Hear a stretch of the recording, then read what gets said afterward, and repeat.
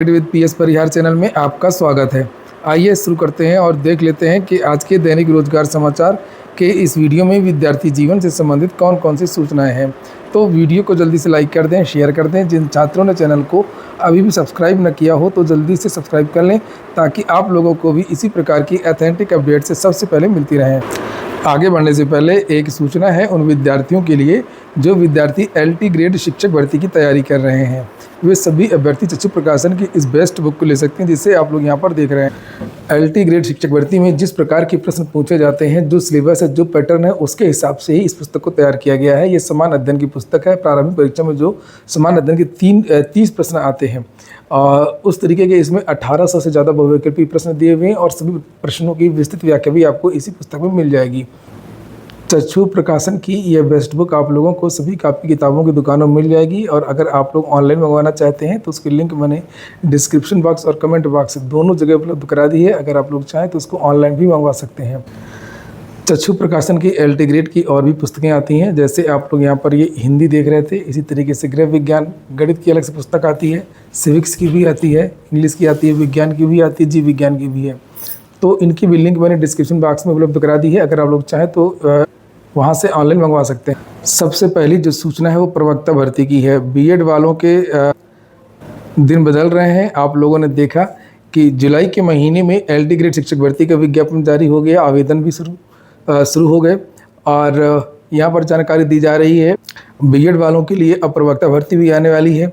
अब बीएड चूँकि लागू कर दिया गया, बीएड वाले विद्यार्थी ही आवेदन कर पाएंगे और उसके बाद में फिर अगले महीने हो सकता है कि टीजीटी की भी वैकेंसी देखने को मिले। तो बीएड के छात्रों को इस समय लगातार भर्तियां देखने को मिल सकती हैं। लिखा है इसमें कि उत्तर प्रदेश लोक सेवा आयोग जल्द ही प्रवक्ता भर्ती का विज्ञापन जारी करेगा। आयोग को 20 विषयों में भर्ती के लिए रिक्त पदों का अधियाचन मिला है, लेकिन 5 विषयों में विसंगति के कारण इन्हें हटा करके 15 विषयों में भर्ती का विज्ञापन जारी करने की तैयारी है।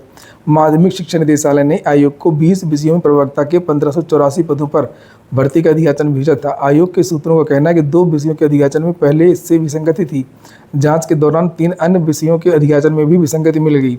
आयोग ने निदेशालय से विसंगति वाले 5 विषयों का संशोधित अधियाचन मांगा है। हालांकि निदेशालय ने अभी संशोधित अधियाचन उपलब्ध नहीं कराया है। 5 विषयों के अधियाचन में नई नियमावली के कारण कुछ तकनीकी अड़चन आ रही है, जिसे ठीक किया जा रहा है और जहाँ तक मुझे जानकारी मिल रही है कि ये जल्दी ही दूर कर लिया जाएगा। नीचे यहाँ पर लिखा इसमें कुछ वक्त लग सकता है। सूत्रों का कहना है कि आयोग 10 अगस्त या इससे पहले प्रवक्ता भर्ती का विज्ञापन जारी करना चाहता है, क्योंकि भर्ती में पहले ही काफ़ी विलंब हो चुका है। अगर निदेशालय संशोधित अधियाचन उपलब्ध नहीं कराता है तो आयोग 15 विषयों में भर्ती का विज्ञापन जारी कर देगा, लेकिन इससे पदों की संख्या कम हो जाएगी। वहीं पर अपर शिक्षा निदेशक राजकीय अजय कुमार द्विवेदी का कहना है कि 5 नहीं बल्कि 3 विषयों के अधियाचन में मामूली विसंगति है। आयोग की ओर से बताया गया है कि प्रवक्ता भर्ती का विज्ञापन शीघ्र जारी किया जाना है और ऐसे में प्रयास यही है कि जल्द से जल्द आयोग को 3 विषयों का संशोधित अधियाचन भेज दिया जाए। और इस बार बदलाव भी हो गया है। जो प्रवक्ता भर्ती आ रही है जीआईसी टीचर में, जो कक्षा 11 और 12 के बच्चों को पढ़ाएंगे, उसमें बीएड को अनिवार्य कर दिया गया है। लेकिन नई नियमावली के तहत अब केवल बीएड डिग्री वाले अभ्यर्थी ही प्रवक्ता भर्ती के लिए आवेदन कर सकेंगे। हालांकि इस नियमावली से उन लाखों अभ्यर्थियों को झटका लगा है जिनके पास केवल परास्नातक की डिग्री है। इससे पूर्व वर्ष 2020 के विज्ञापन में भी भर्ती की अनिवार्य शैक्षिक अर्हता परास्नातक की डिग्री थी, लेकिन अब इसके साथ में बीएड लागू कर दिया गया है। वहीं पर सीजीएल के बारे में जानकारी दी गई है कि सीजीएल के 14,582 पदों पर भर्ती होगी एसएससी की।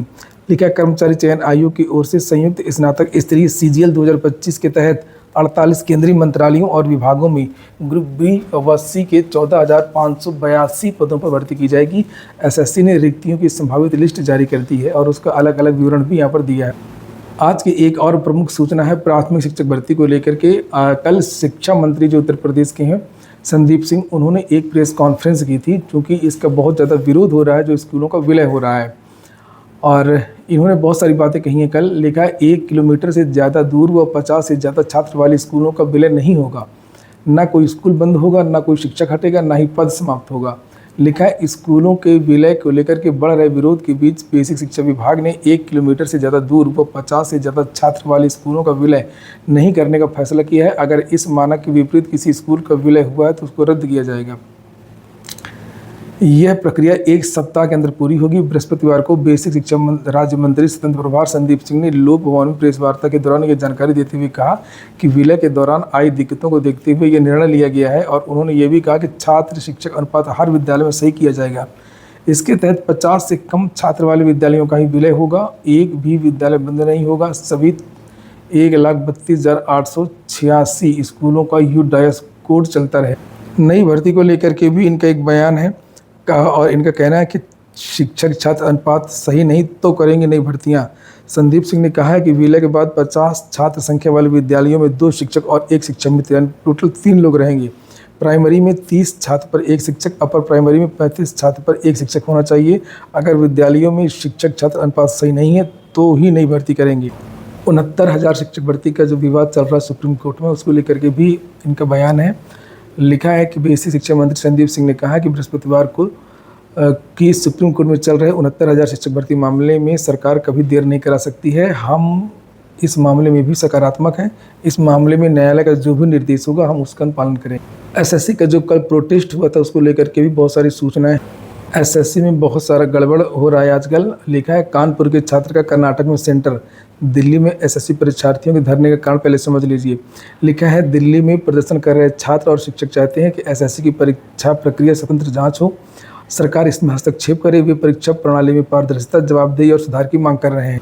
इसको लेकर के देश के अलग अलग जगहों से पहुंचे छात्रों और शिक्षकों ने प्रदर्शन किया। इस प्रदर्शन के दौरान पुलिस ने कई छात्रों और शिक्षकों की हिरासत में लिया। इस धरना प्रदर्शन का कारण क्या है और क्या चीज़ें हैं, इसको लेकर के यहाँ पर छात्रों ने बताया है।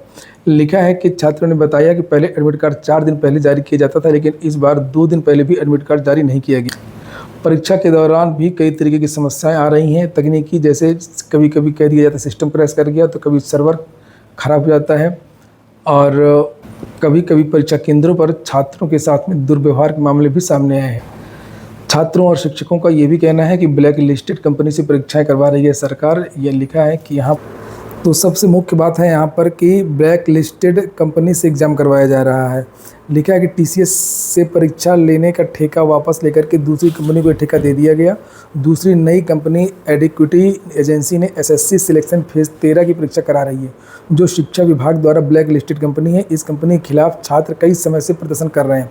इस कंपनी का नाम पहले भी व्यापक परीक्षा में आ चुका है। इसी को लेकर के कल जो है छात्र और शिक्षक प्रदर्शन कर रहे थे और पुलिस ने हिरासत में लिया, डिटेन किया और कुछ का कहना है कि लाठीचार्ज भी हुई थी, जिसका बहुत सारे संगठनों ने इसका विरोध किया।